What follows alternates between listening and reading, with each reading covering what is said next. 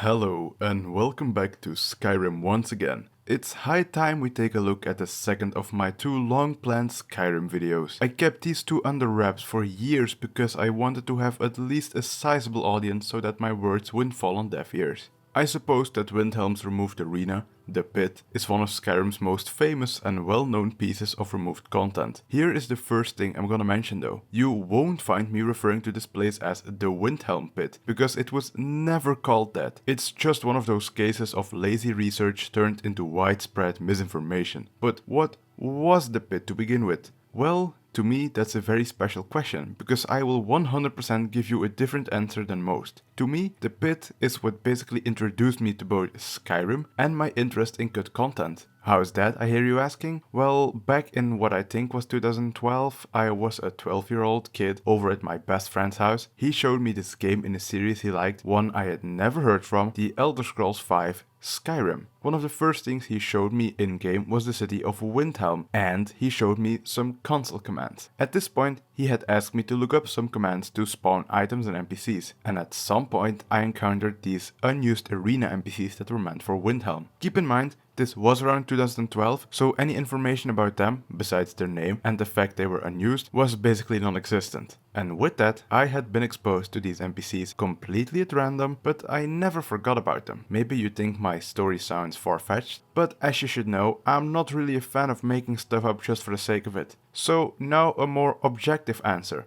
What was the pit? Well, the pit was a small arena meant to be found in Windhelm where the player could both bet on fights and partake in said fights. Similar to the Imperial Cities arena in Oblivion. Also similar is that Bethesda now is 4 for 1 in cutting arenas from their games. It happened with basically the entire game of Arena, the other arenas in Oblivion, Windhelm's arena in Skyrim, and the combat zone in Fallout 4 would follow suit. Can't wait for the next cut arena, to be fair. Oh, and that 1 point goes to Morrowind, which has an arena that doesn't show any sign of cuts. I guess the first follow-up question we need to ask is, where was the pit meant to be located exactly? And that's probably one of the easiest questions to answer. When heading straight from the normal entrance to the Palace of the Kings, you can find a narrow path heading right to the Aretino residence. This rightmost corner of Windhelm was once meant to tie back to the pit, however. Some kind of door would have led you to this place. Yes, this is the pit.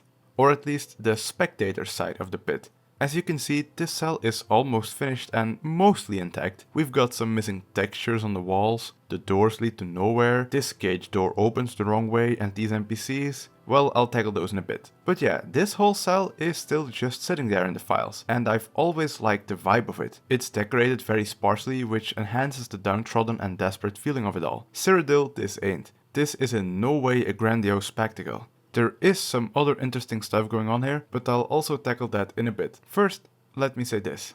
If you came in as a spectator, you would have entered through the doors at the pathway I mentioned previously. But if you were to enter as a combatant, you'd enter from down below. Where would that door connect to? Well, to a cell that still appears in the final game actually. Just like in Oblivion, the arena fighters would gather in the Bloodworks. These Bloodworks still appear, albeit under a slightly different name. The Windhelm Barracks are internally known as the Windhelm Bloodworks. With just a slight tweak, this cell was completely recontextualized, which will be a recurring theme this episode. And if you're familiar with the infamous quest Blood on the Ice, you might be aware that multiple characters in that quest still refer to this place as the Bloodworks. With both the main pit cell and the Bloodworks covered, we basically know everything about the location. But what about the people that would have appeared there? Those are always interesting in my eyes, and the pit does not disappoint on that front either. I guess we can start with this piece of work. His name is Bankum. Bankum is, just like almost all of the other NPCs I'll be mentioning here, a completely finished NPC. He has a unique design, his factions are set up correctly, he has a unique inventory and even unique AI. Oh, and of course, unique dialogue that normally goes unheard. Hello, hello, hello! Interested in fighting in the pit? The rules are strict, but if I don't see it, it didn't happen. Know what I mean? Prove your valor in the pit. If you haven't got any valor, prove your pocketbook. It's very important to Hookie that all the battles are fair. What's more important to me is that my pay is fair. These 3 greetings already give a lot of insight into his character. He functions as the bookmaker of the pit, in charge of the wagers. He cares about his colleague Hookie, but he cares even more about money. Eat your heart out, Hundelin. Something which I also find very interesting is Bankham's AI package. Yes, he only seems to have a single one, but he doesn't really need more for his functions. Should he be placed in-game, he will retreat to this marker known as Bankham Stays Here marker ref, meaning of course that his AI package still functions even with all the changes. This also implies that where he stands is where the door to the pit proper was once meant to be. And speaking of these doors, there are two unused messages that were meant to appear attached to them as well. The first one would appear if you tried to enter without betting, again very Oblivion, and the second one was meant to pop up if you tried leaving the pit during combat. And now, moving on to the only other quote-unquote employee at the pit, Hookie Seven Swords. Of all the NPCs I will talk about today, Hookie is the most fleshed out. Just like Bankham, she has all the parts of a normal functioning NPC. Inventory, AI, factions, a distinct look, as well as 4 different greetings, showing what side of Skyrim's 2-part political spectrum she's on. Looking for something? Real Nords like to prove their mettle in the pit. Just between you and me, I wouldn't mind if the Empire just up and left for good.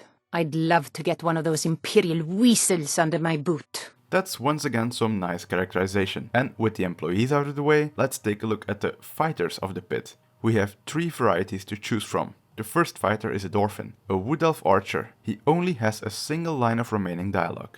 What I lack in strength, I make up for with tenacity.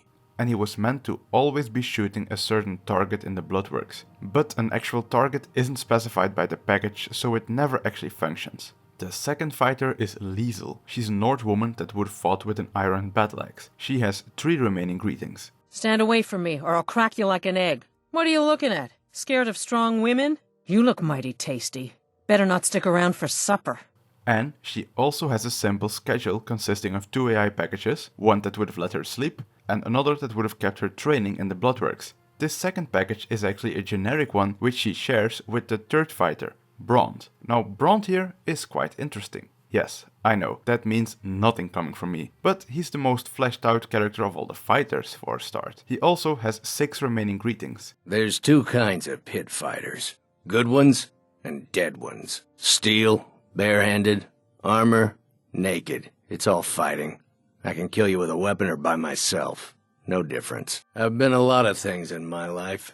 Pit fighter's the one I'm best at. We should get a dragon for the pit. I'd love to fight one. I've been fighting in the pit for years. That should tell you something. Ulfric once tried to get me to fight for him, but marching bores me. Brond is also part of the Favorite Jobs Drunk faction, meaning you could have given him alcohol to do, you know, whatever animation this was supposed to be back in 2011. Drunkenly dancing. Talking about factions though, Brond has the Drunk faction, as well as 3 others he shares with both Liesel and Idorfin. The Eastmarch Crime faction, the Town Windhelm faction, and the Windhelm Pit faction. And yes, this is the only time the game gets anywhere close to calling it that. An internal faction name. This faction is internally known simply as Arena faction and features 5 ranks, going from 0 to 4. Pitmeat, Goon, Ruffian, Thrasher and Pitlord. All 3 fighters have the rank of Pitlord. Hookie and Bankham on the other hand aren't a part of this faction, so I guess it's exclusive to the people actually fighting. Something else that's notable about the fighters is that all their inventories have a weird quirk. Starting with Liesel, she's armed with an iron battle axe, a 2-handed weapon, but also carries an iron shield. I don't really know what that implies, but it's weird nonetheless.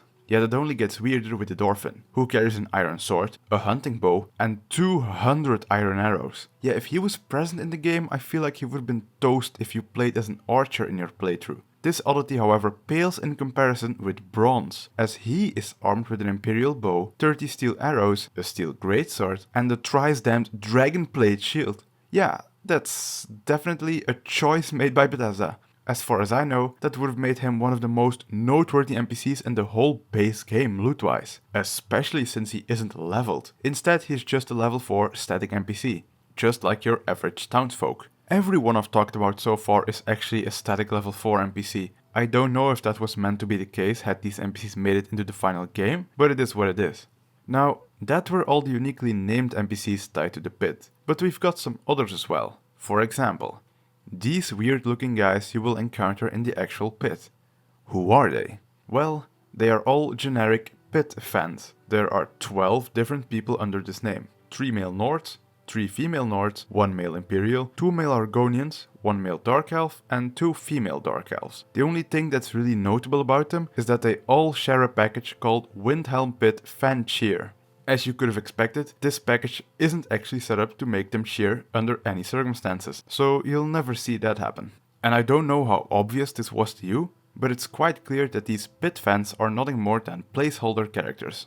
They're all default, basic NPCs, some even buggy gender swaps. They were never meant to stay. Okay, so why are they here then? Probably just so the developers could check how many people they could reasonably station at the sidelines of the arena. I'm about 99% sure that these pit fans are just stand-ins for the actual Windhelm NPCs that were meant to visit the pit to spectate. I also suspect that the race and gender of these pit fans kinda match up with their intended counterpart. I might even say that their clothes do as well, but that's not as consistent. In my eyes, there are about 3 confirmed people that were meant to spectate the fights. And that's where the relationships tab comes in. Yes, I deliberately didn't mention it until now, but all the named characters have relationships set up with each other. For example, Edorfin is marked as the rival of both Liesel and Brond. Meanwhile, Liesel herself is marked as a foe to Brond, but Brond is also marked as friends with Hookie. Hookie herself has no relationship set up with any of the other fighters, but she is marked as the boss of Bankum. But even more noteworthy is that she's marked as a friend of Brunwolf Freewinter, which I find interesting to say the least, as at first glance you wouldn't think that they have compatible personalities. Brunwolf also doesn't seem the type to enjoy the pit fights, but this seems to confirm that he was at least associated with someone from the pit at one point. Then Bankum is also marked as a friend of Angronor Oncehonored, so he likely would have visited as well, which does line up with his character. Also seems like his being associated with the arena might have fleshed out his character a bit more, which was needed in the final game. But without a doubt the most definitive spectator, however, is Torbjorn Shattershield. Why? Because as you may recall, he still says this in the final game. Braun's one of the most savage fighters I've ever seen. Yeah, I guess someone at Bethesda somehow overlooked that, although I guess it wouldn't be the first time that happened. Okay, so that are 3 Nord males. Who else was meant to spectate? Well, there isn't really a definitive correct answer to that, just guesswork. If we match sex and race with the 2 male Argonians for example, we'll find that there are only 3 to choose from: Scout Mini Martius, Nitro NASA and Stanchion Shallows. Of the 3, Martius is the least likely to come and watch the Bloodsport, but does that definitively pin the other 2? I don't know. The pool for Dark Elves is similarly small. I'd put my money on Maltyr Ilanil, Suvaris Atron and maybe even Voltzi Girion, as there aren't really any other female Dark Elf candidates. Since Idisa Sadri doesn't count, maybe it would have even been Niranye, as it would befit her character. But please don't take my word as law. Most of the things you will hear today are facts, but this is just speculation. Oh, and I guess I better mention this now because I won't get a chance to do this later, but there are 2 keywords that specifically refer to the spectators, or at least the places where they stand. Every pit fan spot has the keyword Arena Spectator Spot attached, while there is a second keyword called Arena Wealthy Spectator Spot that goes completely unused. I guess a specific spot for wealthy citizens was decided against due to the already limited space, or just because these keywords were kinda pointless to begin with. I don't really know. All I can do is speculate once more. Here's another fact though. I've never heard anyone speak about this next discovery. If you were deep enough into the cut content world, you might have been aware of the dialogue from Ali the Bear mentioned in the last episode. In said episode, I mentioned that her dialogue was left over because it shared internal names with used dialogue, and because of that, developers didn't delete it. Well, it seems the same thing happened here, but on a much larger scale. Maybe you know, maybe you don't, but all the dialogue used by generic scenes and cities just refers to the city and has a number attached to it, so it's very unspecific. So, when Bethesda had to remove dialogue of the pit fighters, someone clearly looked over the scene dialogue, as basically all of them are still intact. Now, keep in mind what I just said, as I had to puzzle all of these scenes together from random lines, so they may not be 100% accurate, but I feel pretty confident in my puzzling skills. So, now I present to you 8 unused scenes that may very well be never before heard. Benkham. There have been complaints about one of the fighters having unauthorized armor in the ring. Well, that would be against the rules now, wouldn't it? It would be a horrible shame. Don't toy with me, you little ice brain. It's your job to enforce the rules. Yes, indeed. That's why I make such princely wages. I need you to put out word that there will be a lethal fight later this week. Splendid, matron. Who will be her opponent? I haven't decided yet. Maybe a pack of wolves. Or some of those Imperial thickheads we have stewing in the dungeon. Excellent, my lady. Most excellent. Madam Pit Matron, my lady. Don't get cute with me, Benkam. Just Pit Matron will do. What is it? The outer restraint has come unhinged. So why bother me? Fix it. Yes, my most lovely sovereign and high-born lady. See that your inspections are watertight, or it'll be you in there fighting the bears next. Yes, ma'am. The pit is just boring these days. There's a real war on. Real fighting. Would you rather be out there getting your head smashed by one of those dragons? At least it would be a challenge. Hookie, I'm not sure I have the spirit to fight in the pit for much longer. Brond, what kind of talk is that? Either the pit is in your blood, or your blood will be in the pit. Do you hear me? I just miss seeing the world. I've seen it all. There's nothing to see. Now get your rear back in there and keep training. I will for now. But you don't control me. Nobody does.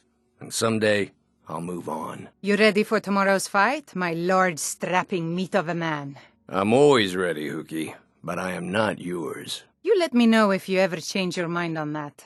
Liesel, what would you say to fighting a dragon? I've got word from a friend in Dawnstar that he could procure one for me. Are you sure it's a real dragon? Of course. I wouldn't lie to you now, would I? Then bring it on. So, that was quite intriguing if I do say so myself. We got a more in-depth look at the characters of Bankum, Brond, Hookie and Liesel. Sadly there was no dialogue left over for Edorfin. We also know now that Hookie uses the title Pit Matron, similar to the title Battle Matron that Isabel Andronicus used in Oblivion. Oh, and I guess it's possible that there were once meant to be actual NPC prisoners to be found in the Bloodworks? Who knows? Liesel seems to be a little slow, and once again Brond seems to have the most in-depth character, with him being reluctant to fight, having gotten bored and wanting more from his life. Well, I hope you haven't gotten bored yet, as we are far from done here. It's about time we talk about what you could have actually done here, and that's once again quite intriguing. If there's one thing that should be obvious by now, it's that the pit is about as far from the glorious Imperial City Arena as you can go. It's dirty, damp, and just has a skeezy vibe to it all, which in itself is very Skyrim-like. In Oblivion, you just go up to the Blade Master and ask to fight in the arena. Easy. In Skyrim, however, it seems that was never meant to be the case. It's possible that you were once meant to be able to fight through talking, but based on what we have left over, becoming a pit fighter was actually the punishment for getting jailed in Windhelm. That's what the quest Eastmarch Jail Arena Fight quest tells us. Yes, our good friend Hookie has even more unused dialogue. And weirdly enough, this didn't get deleted despite the arena tag in the dialogue files. Based on the quest stages, it seems that starting your very first pit fight would go as such. You would be put into the Bloodworks prison. Once there, Hookie gets teleported nearby. Should you pick the lock to your cell, Hookie will use a package called Eastmarch Jailkeeper Greet Player Package to force greet you and basically stop you dead in your tracks. Hookie would then say, "What is this? You think you're clever? If you want to fight your way out of here, you have to do it in the pit. Got to give the crowd a show. Luckily, there's no shortage of pit bait around here. Now get in there and earn your freedom." You could then ask her, "What do I have to do?" And she would further explain, "We don't just let people rot in cells until they've served their time. Here, you fight. If you win, you go free. If you lose, well, you'll know the freedom of Sovngarde if you're lucky." I suppose that after this, she could use this line, although I'm not entirely sure. "All right, meat. It's time for you to earn your freedom." And then you could tell her, "I'm ready to go." And she would say, "All right.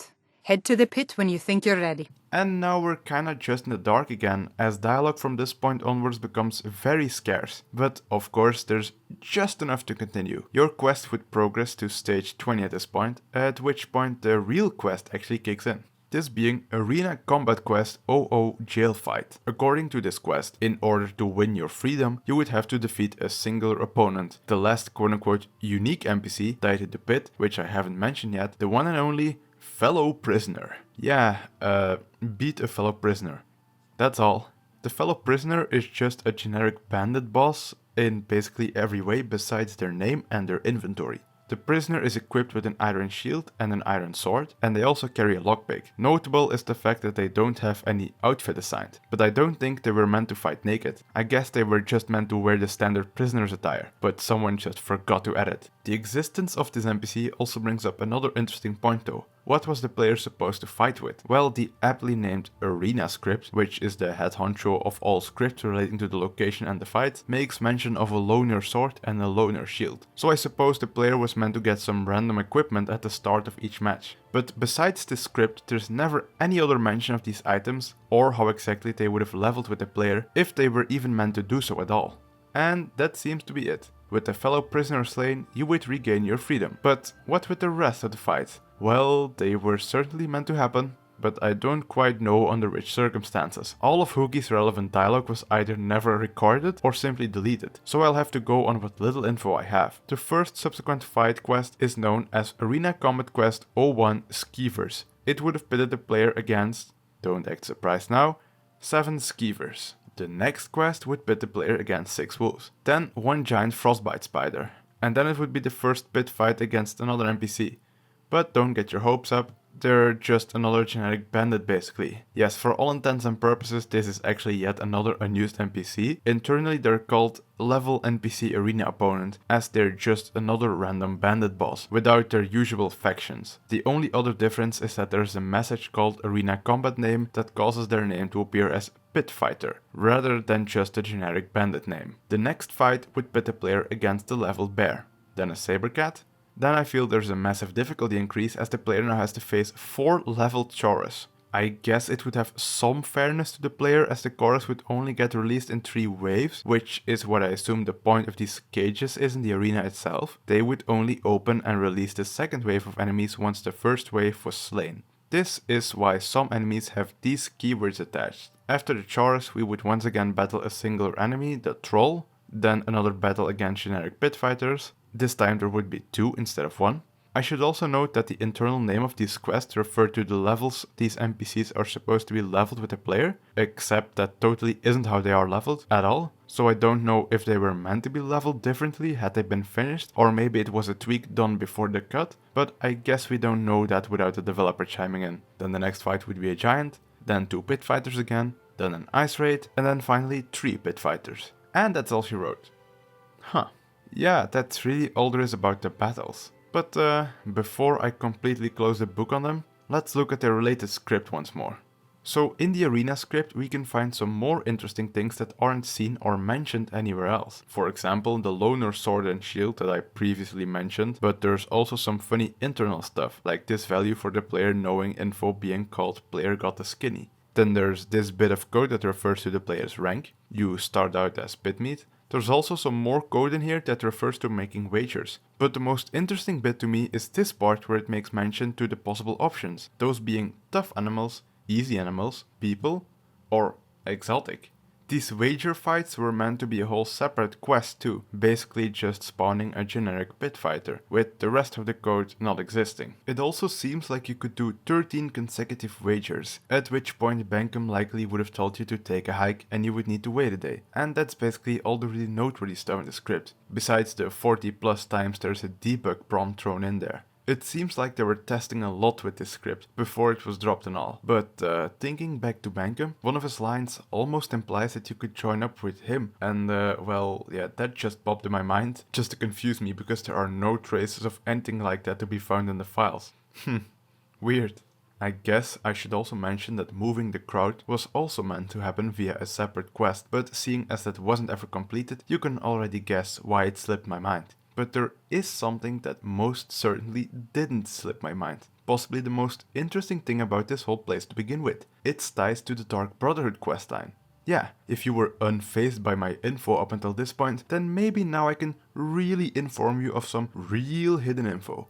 So, for the uninitiated, the pit was once meant to play at least a minor role in one of the Dark Brotherhood's contract quests. Which one? Well, the one that has a subtle leftover still pointing you to Windhelm, of course. And that would be the quest Morning Never Comes. If you recall my video on Skyrim's marriage system, you know that I spoke about this quest and its important NPC Muiri in a positive light. Well, that's mostly because the whole backstory is so intriguing. You have this girl that was close to a local family, get betrayed by her lover who uses her to steal from said family while they grieve for their lost daughter. Even when you confront the boyfriend, he fights you with a stolen heirloom. And the girl isn't happy with just his death, but wants her former friend dead as well, sending the family into an even deeper spiral of sadness. Really good stuff. Sadly, it doesn't appear all that often in Skyrim. But let's reel it back for a moment. How would this whole ordeal tie in with the pit? So, after working for Nazir for a bit, you will get a new contract from Astrid, who will describe it as such. You must go to the city of Markarth and speak with the apothecary's assistant. You'll probably find her in the Hag's Cure when the shop is open. The girl's been running her mouth. Wants an ex-lover killed. She's apparently performed the Black Sacrament. Her name is Muiri. I need you to talk to her, set up the contract, and carry it out. With this info, we head to Markarth and seek out Muiri. She will explain the contract like this. I didn't know it when we were with each other, but Elaine is actually the leader of a band of cutthroats. Bandits. They're holed up in some old dwarven ruin. Boethiah. It's near Windhelm. They use it as their base. It's where they stage their raids. I want you to go to that ruin, find Elaine Dufont, and kill him. I don't care about his friends. Do whatever you want with them. But Elaine has to die. And now, this is where it gets interesting. Normally, Muiri would explain the extra condition to you at this point, being the death of Nilsine Shattershield. But that was never meant to be the case originally. You see, I've been talking about Skyrim's cut content for almost 4 years at this point, but I don't think I have ever had the chance to really talk about the following. Skyrim's Creation Kit introduced a very cool new feature that's handy for both the developers, but also for seekers of cut content like myself. In Oblivion's construction set, dialogue could only have script notes attached, which was a single window. The Creation Kit transformed this into 2 windows, one for script notes and one for edits. The Edits tab usually includes earlier versions of a particular line of dialogue, which is very cool even if it isn't voiced. These differences can be very minor or it could be very major as well. In this case though, well, look for yourself. When rewarding you, Muiri would normally say this. Thank you. That bastard got exactly what he deserved. And I heard about Nilsine. You have more than fulfilled your part of the bargain. Please, take this as payment and a symbol of my affection. But originally, the line was this. And please take this as sort of, I don't know, a thank you for killing Elaine in the pit and as a reminder of me. The same goes for when you didn't complete the extra task. That bastard got exactly what he deserved, but last I heard, Nilsine is still alive, so I guess you decided not to kill her as well. I have to admit, I'm disappointed. So yeah, it seems that originally, rather than killing Elaine in Raldar and killing Nilsine in Windhelm as a bonus, you originally had to just kill Elaine and kill him in a public pit match as the bonus. I don't think I need to say this, but Elaine was never meant to be found in Raldar either, and there are numerous signs that point to this. My favorite being the fact that Elaine just stands around doing nothing in the Dwemer ruin. I've often seen people playing wonder if Elaine is bugged or if he simply has no AI. Well no, he does actually have AI setup, but he was just dealt a bad hand. You see, Elaine uses this package called Elaine Default Sandbox package, but it can't actually work since it's tied to a specific cell, a cell which isn't found in Ralbatar. No, it's actually the Windhelm Bloodworks/barracks. He was only ever meant to walk around there, and the developers just transferred him over without looking at the conditions of his package. Inside the Bloodworks, we can find this marker called Elaine Dufont's Cell Stand Marker Ref inside one of the cells. Oh, and another cool leftover is the fact that Elaine's class is actually still set to Prisoner, one of only a few named NPCs in Skyrim that possess this class. It seems that in the original version of events, Elaine didn't escape from Windhelm, but was rather arrested and imprisoned for his crimes. Though I suppose the damage to Muiri's image was already done. It also makes me wonder how different Muiri would have been as a character, as killing Nilsine was a big part of her motivation as well. I mean, here the script literally refers to the quest as a Dark Brotherhood quest that has you going to jail, so it was very much Elaine-centric. But with our friend Elaine here in the Bloodworks, how exactly would you have gone about killing him? Well, you were given a couple of options, similar to the final game. The first option is, of course, to just straight up kill him in his cell. But there's also a very fun little detail that's also still present in the final game. Normally, Muiri hands you a poison to aid you in slaying Elaine, but in the final games as Bloodworks, there's this barrel that also contains said poison. At all times, weirdly enough. The barrel is internally known as DB03 barrel, showing it was definitely put there on purpose. I guess Muiri had smuggled it in there in the original version. Cool detail. But the coolest option here brings us to Hookie once again. I'm not really sure in what context this would have happened, but it seems that this would have been an option if you got jailed at the same time as Elaine. If the quest Morning Never Comes was on or past stage 20 and had not yet reached stage 40, the player could say this to Hookie instead of the normal I'm ready to go line mentioned earlier. Well, aren't you in luck? He's the next piece of gutter scum on the docket.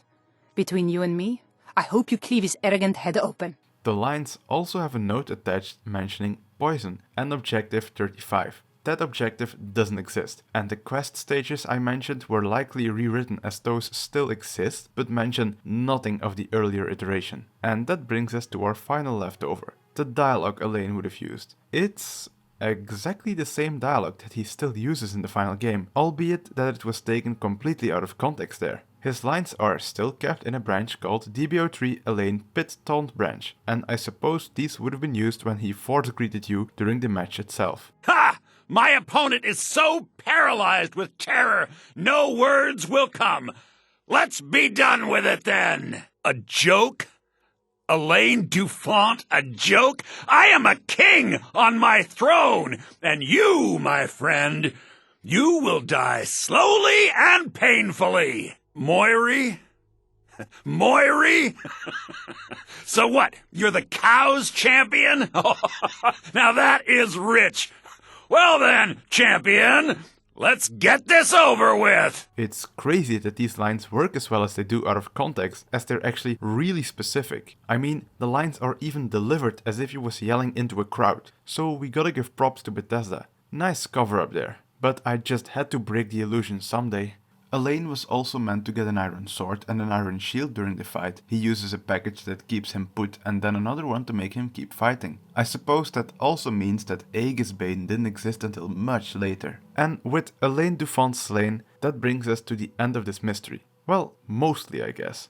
There are still a lot of unanswered questions, such as how different would the characters of Muiri and the Shatter Shields have been? Which characters were meant to visit the pit? Was Elaine really meant to be some sort of champion like he implied? If so, were there to be others? Would Elaine's death have a big influence on the people of Windhelm, specifically Torbjorn?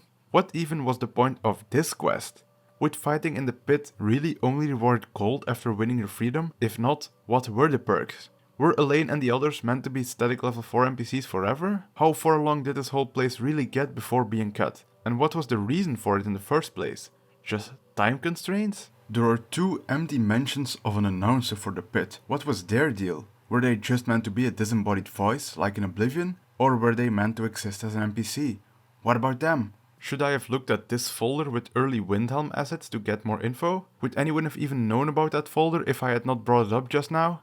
Should I really have ended this video with a list? And was this line by Rolf Stonefist supposed to be some kind of meta reference to the pit's removal? We ought to dig a big hole, throw all them dark elves and Argonians in it, and let them tear each other to pieces. I guess most of those questions will remain unanswered until some developers decide to answer them, which might be today, or it might be years from now. All we know is that the pit was an arena in Windhelm. It had some cool characters, cool cell design, and it would have fit in nicely in the city. It's a shame it was cut, as it really would have enhanced the game in my eyes. Alas, it wasn't meant to be, and the pit, Hookie, Liesel, Bankum, Bront, and Idorfen remain on the cutting room floor. Well, I guess the NPCs Bankum and Liesel in the Dragonborn DLC were named after them, and Bront still gets mentioned in the final game, so that's something. Elaine, weirdly enough, managed to remain in there, and all the more power to him. Muiri is a better character because of it. So, in conclusion, it's really sad to see all this work go to waste. It's not like Oblivion, where cutting the pit kinda served a purpose and improved the game. This just took a big chunk of content away and didn't really give anything in return. And that's about all there is to say about the pit. Windhelm's removed arena. I hope you enjoyed today's video, and if you have any questions, requests or suggestions, please leave them in the comments below. Have a nice day, and I'll see you next time.